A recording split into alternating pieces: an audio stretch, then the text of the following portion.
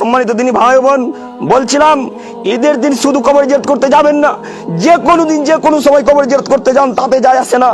ঈদের দিন শুধু সকালে কবর জিয়ারত করে কি লাভ?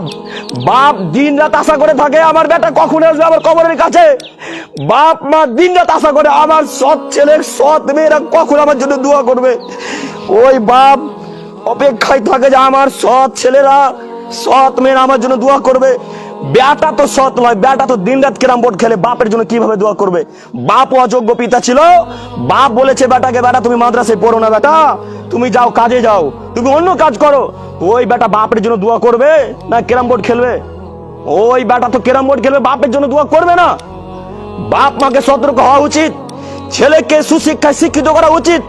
আপনি মরার পর যেন আপনার ছেলে মেয়ে আপনার জন্য কান্না করতে পারে, কবরের কাছে গিয়ে একবার বলতে পারে দুই হাত তুলে, আল্লাহ আমার বাপ মানুষ ছিল, সাধারণ মানুষ, আল্লাহ অতএব তোমার বাপকে ক্ষমা করো। এই বাক্যটুকু তো বলতে পারি, আরবি বাক্য মনে নেই, তাতে কি আছে? সম্মানিত দিনী ভাই বোন, কথা অনেক আছে কিন্তু সময় অতীব কম, তাই দিনী ভাইদেরকে বলতে চাইছি, ইমাম সাহেব ভাড়া করবেন না আজকের পর থেকে। ইমাম সাহেব ভাড়া করা লাগে না, ইমাম সাহেব হুজুর সাহেব ভাড়া করা লাগে না। বাপের কবরের কাছে গিয়ে আল্লাহকে একবার বলেন, বলতে বলতে বলতে বলতে বলতে এক পর্যায়ে দুই চোখের পানি ফেলে দিয়ে বলেন, আল্লাহ আমার বাপ সাধারণ মানুষ ছিল, আল্লাহ তোমার বাপকে ক্ষমা করো, আল্লাহ তুমি আমার বাপকে ক্ষমা করো, আল্লাহ তুমি আমার আব্বাকে ক্ষমা করো। আল্লাহ এ বাক্য কান্না করতে করতে একবার বলেন, ইনশাআল্লাহ এই দোয়া কবুল হবেই হবে। আর ওই ইমাম সাহেব যদি দিন রাত কান্নাকাটি করে আর বলে আল্লাহ তোমার ওর বাপকে ক্ষমা করো, তবে এই দোয়া কবুল হতেও পারে, নাও হতে পারে। কথা বুঝে আসছেনি?